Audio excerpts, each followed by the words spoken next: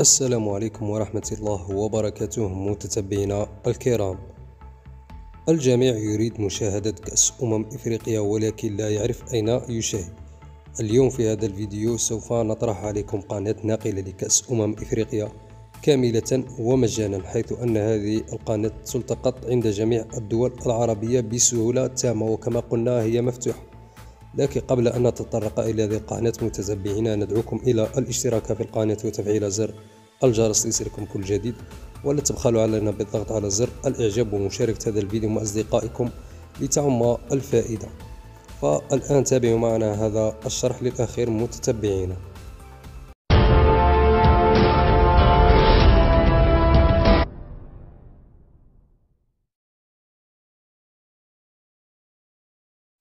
القناة التي سوف نتكلم عنها، وكما قلنا أنها حاصلة على حقوق بث كأس إفريقيا كاملة ومجانا، هي قناة سبور إيطاليا، حيث أن هذه القناة موجودة على قمر إيتيسات 9 درجة شرق.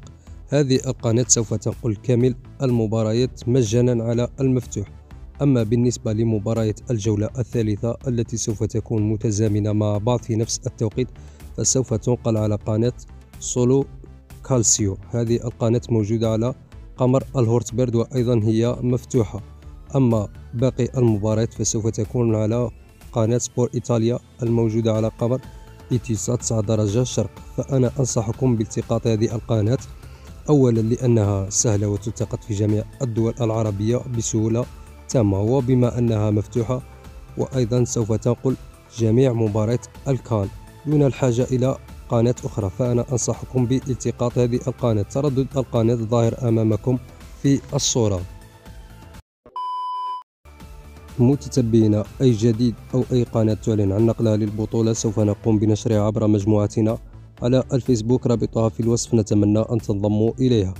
وفي الأخير متتبعينا، نتمنى أننا لو أفدناكم بالقليل فلا تبخلوا علينا بالاشتراك في القناة وتفعيل زر الجرس ليصلكم كل جديد، ولا تنسوا الإعجاب بهذا الفيديو ومشاركته مع أصدقائكم لتعم الفائدة بإذن الله.